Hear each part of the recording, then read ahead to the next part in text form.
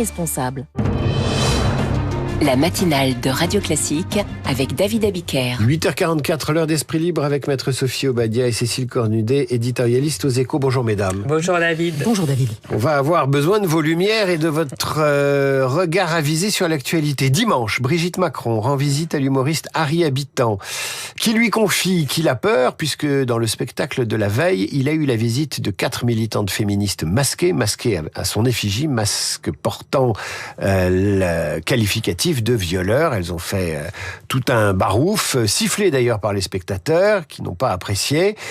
Le lendemain donc, Brigitte Macron va voir l'humoriste, il lui dit j'ai peur, elle lui dit peur de quoi ? D'être envahie à nouveau par des féministes, etc.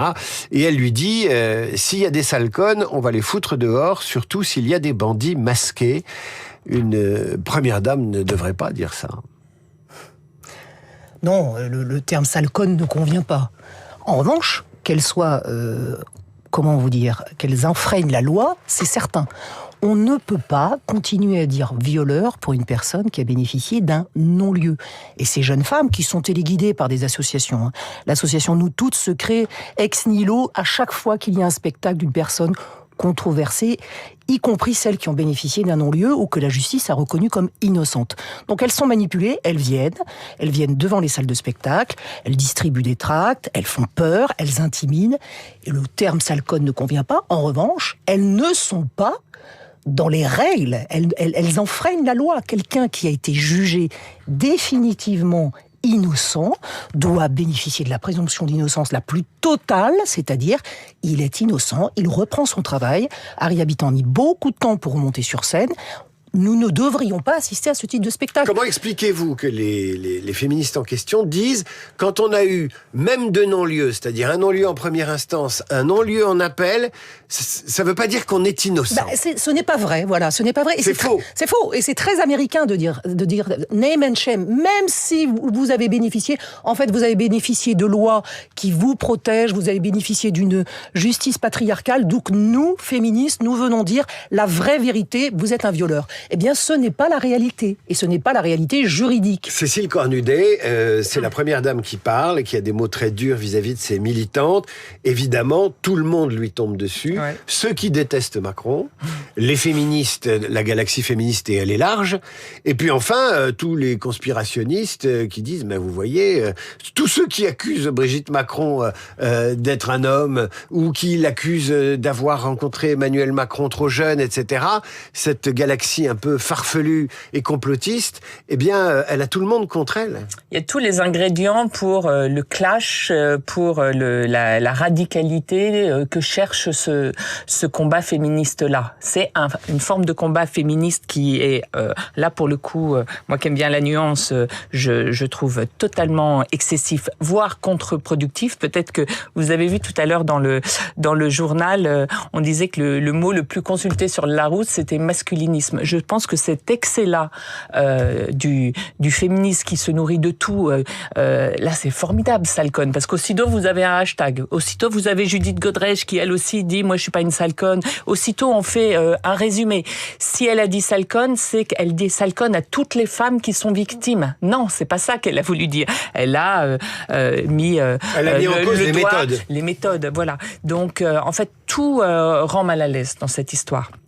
Le fait que ce soit une personnalité qui ait bénéficié de non-lieu, mais bon, ça c'est pas grave. Du moment qu'il est connu, il faut aller faire le buzz et espérer. Je pense que c'était la meilleure journée de leur vie, ces propos de Brigitte Macron. Donc ça met mal à l'aise. C'était un non-lieu. Ce qui met mal à l'aise, c'est que c'était des propos dans un cercle privé. C'était dans la loge du comédien.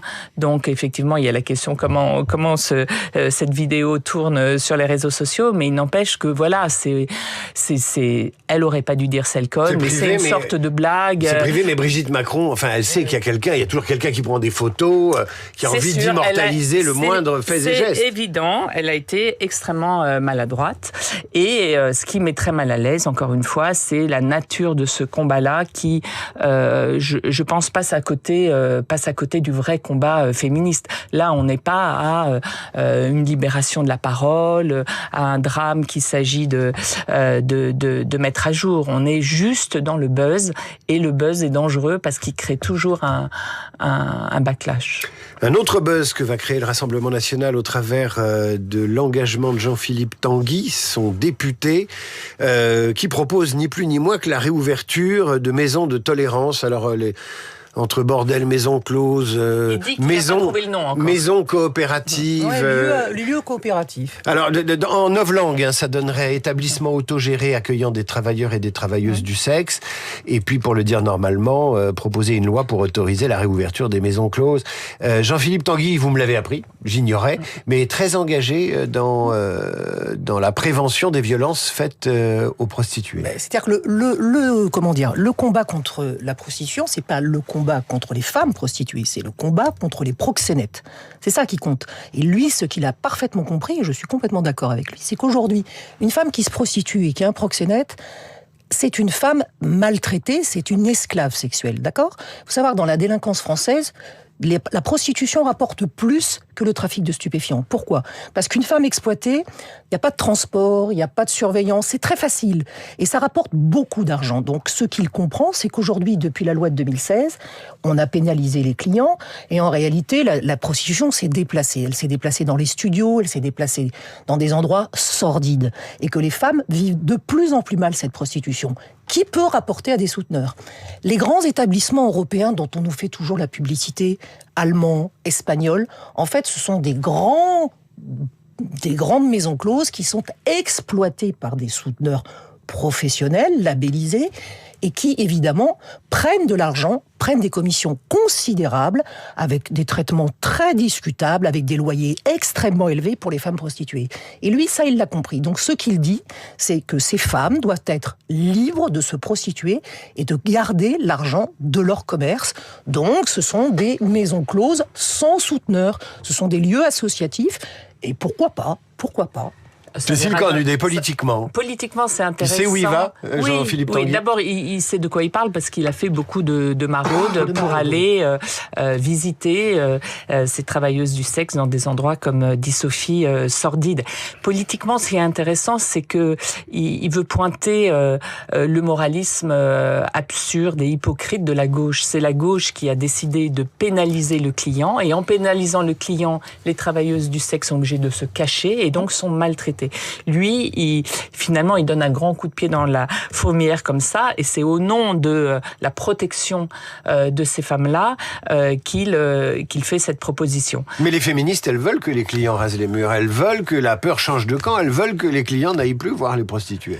Peut-être que les féministes mènent un mauvais combat féministe, c'est ce que ça nous dit. En tout cas, c'est intéressant, et je pense que son approche, elle est sociale. Il faut protéger ces femmes-là.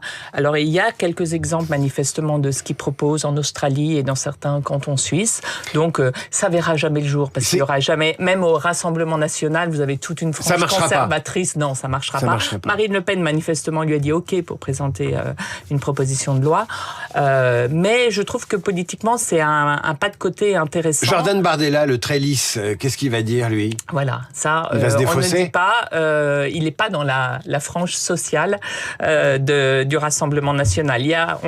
On dit beaucoup libéral-social, il y a ce clivage au sein du Rassemblement national, il y a aussi un combat conservateur et plus progressiste. Et j'ajoute juste une chose, la loi de 1946 qui avait fermé les maisons closes, la loi Marthe Richard, parlait justement de l'état de servitude des femmes. Donc c'était vraiment la question de mettre fin à l'état de servitude et à l'état de malheur des femmes prostituées qui reversent, encore une fois, une somme considérable à leurs souteneurs. On va terminer avec le livre de Nicolas Sarkozy, comme auxiliaire peut-être de sa défense dans son procès en appel. Vous l'avez lu, Sophie Obadia, j'imagine que vous aussi, oui. Cécile Cornudet.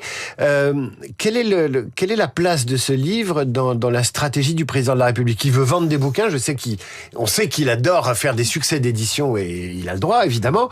Mais j'aimerais savoir où se place ce livre dans sa stratégie de défense et par rapport à ce qu'il veut faire ou espère faire dans l'avenir.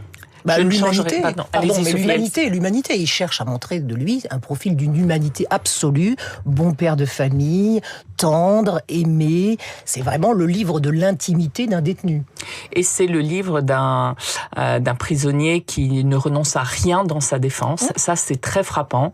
En fait, il explique combien il est entouré, combien la France entière lui a écrit, combien même le personnel de prison était de son côté, pour arriver à la conclusion que les juges, ils confirment ses avocats. Donc, ce sera les mêmes avocats. Ils ne changent pas de stratégie de défense, alors que la justice lui a quand même dit, c'est parce que vous aviez cette stratégie de négation absolue que vous avez été condamné à ce niveau-là. Lui, il veut pas changer. C'est une injustice totale. Et il finit sur ces mots. Ça sort demain, ce livre de Nicolas Sarkozy. Merci à toutes les deux. On va se séparer avec une chanson de Serge Reggiani que j'ai découverte avant de savoir ce qu'était la prostitution et dont la correction ne m'autorise pas à donner le titre à l'antenne, même si c'est une très jolie chanson.